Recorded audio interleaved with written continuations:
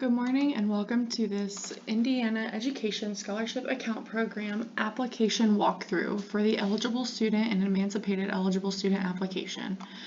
To begin, you will navigate to our website, www.in.gov/TOS/INESA. Once you're on the home page, you will then click on the Application tab. Once there, you will scroll down until you see this Eligible Student Application button. You can click on the picture or the Apply Now link. Both will take you to this screen. This is the home page for the application and the Eligible Student portal. Once here, if you have not created an account already, which if you were creating an application, then you probably have not, you will click on Don't Have an Account. This is where you will set up your profile. You will enter your student's information, their STN number, and this will be found on the student's IEP, ISP, or CSEP. It is typically on the upper right-hand corner of your student's document, of the first page of your student's document. You will then type in your email address, a phone number,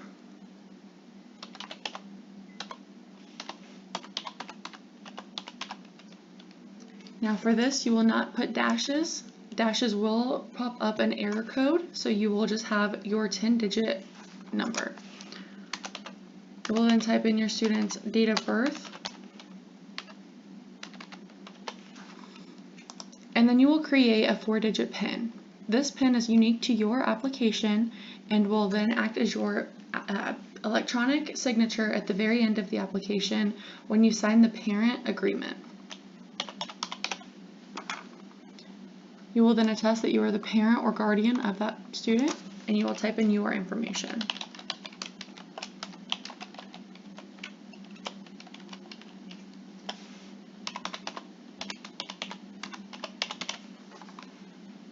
And then you will go on to the next page, which will verify your address. Your student's SCN number has a couple points of data attached to it. One of those pieces of data is going to be your address from the last time you registered your student with their school or with the public school system. Now, this will be the address that pops up. If this is not the correct address for whatever reason, if you've moved or the address has changed, then you will need to put in your corrected address information. If this is the correct information, you will click Register. This will then indicate that you need to go check your email address in order to set up your password. Okay. From there, you will click on this link and create a password.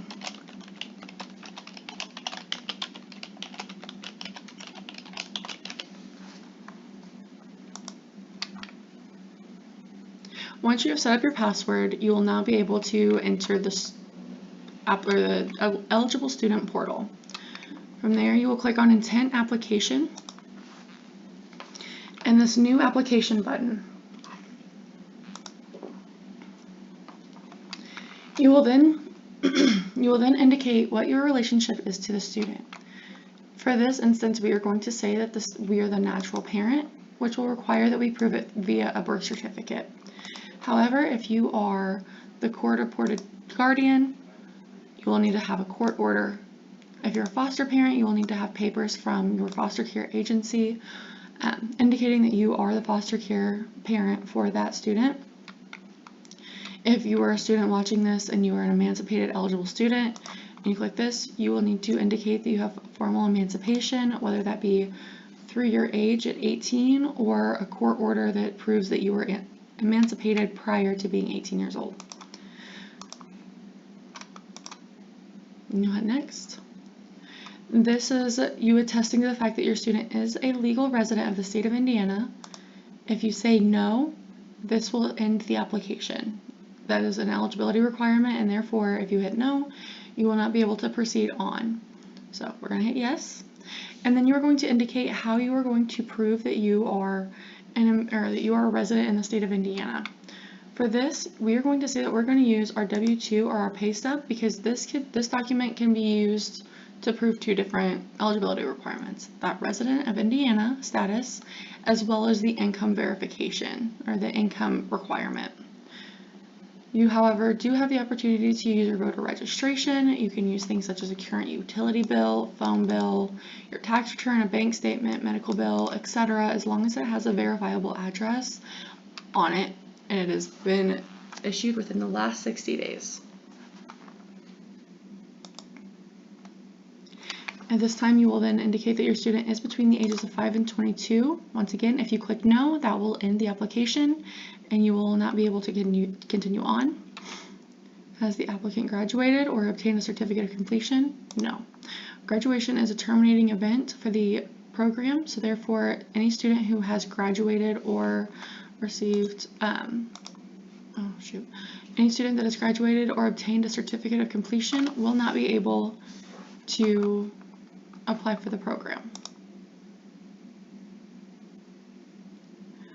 This is where you will indicate what document that you have for your student that proves that they require special education services and have a disability.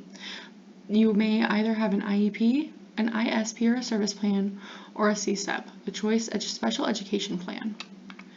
For this example, we will say that our student has an IEP.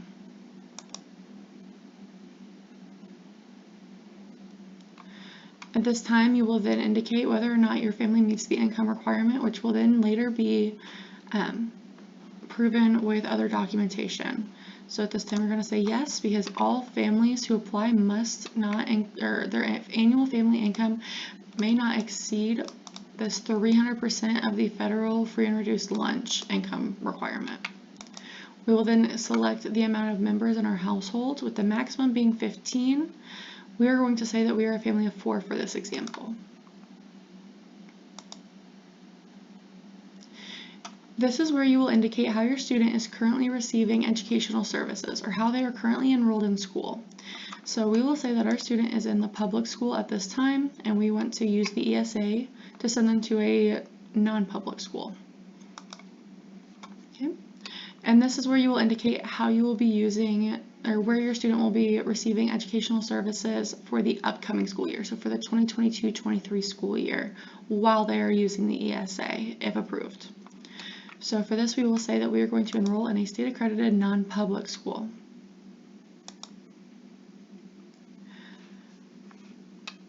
If you do indicate that you want to enroll your student in a state-accredited non-public school, it will ask if you used to plan the ESA for tuition and fees at that school. Now, this is not a requirement. You are more than welcome to pay tuition and fees by other means, or you can use your ESA for it. If you do not know if you want to use your ESA for tuition and fees, then you can click I don't know. You can say no, that you want to pay those tuition and fees out of pocket and use the ESA for via other means, and then use the ESA for therapies and tutoring and camps and programs and any other qualified expense. Or you can say yes, that you do want to use it for tuition and fees. We'll say I don't know at this time. Then this will ask how your student will be accessing special education services for the upcoming school year, so for the 2022-23 school year. We will say that we are getting it from a state-accredited non-public school. Some state-accredited non-public schools will use their local public school corporation to administer special education services. This is called the school's LEA, or the local education agency. You can also say that you are unsure, that you are wanting to do other. So if you have a student that you're wanting to use like ABA therapy for, you're more than welcome to. If you want to educate them at home for their special education services, that is also an option.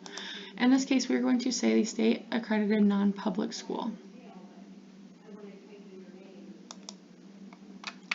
Now this is where you will be uploading your documentation that proves how that your student meets every eligibility requirement. So for the first one, it's going to be that proof of relationship to the student. You will upload your files. So for this one, proof of relationship, this can be the birth certificate. Very easy. Next, we will need proof of income. we will need proof of income for every family member who is employed within your household. So if you have both parents living in the home, then we will need proof of income from both parents. Once again, this can be a W-2. I apologize, this is proof of residency. So we're going to switch that up real quick. See, it's very easy to switch around the documents that you need to upload, and there we go, proof of residency. Now is that proof of income. You may upload your 2 most recent pay stubs. You can upload your federal form 1099, a W-2. You can upload these different documents to prove your income. Once again, we will need it from both parents if both parents are in the home and working. At this time, then you will be able to upload your student's IEP, ISP, or CSEP, and you'll indicate you have already indicated the different, like the document type that you will be uploading. But if you get to the end and you realize that, oh, I actually have a service plan rather than an IEP for my student, it's very easy to change. And then lastly is going to be that birth certificate.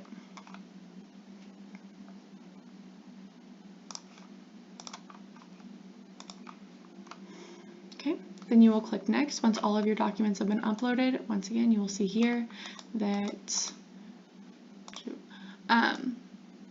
you can see all of the different document names, so you know that every single one has something uploaded. You will click next. At this time, you will then need to read through the parent or an Emancipated Eligible Student agreement. This will outline your rights and responsibilities as a parent or an Emancipated Eligible Student within the Indiana Education Scholarship Account Program. Once you've read through it, you will sign your full legal name and that PIN number. Once again, this will act as your electronic signature, so you want to make sure that you remember it. You will then click Sign and Save, and that will indicate that you have successfully completed your application and that it has been submitted. If you click on this Exit button, you can see here your application status. Now, if you do have more than one student who will be eligible for an ESA and you would like to apply for them as well, you will need to complete a separate application. Okay. But at this time, that is all I have for you guys today. That is how you go through the application for the eligible students. If at any time you do have questions, please feel free to reach out to us. You can find our email right down here. By clicking this button, it'll pop up a little window. It'll go directly to us. But thank you guys for joining. Have a great day. Bye.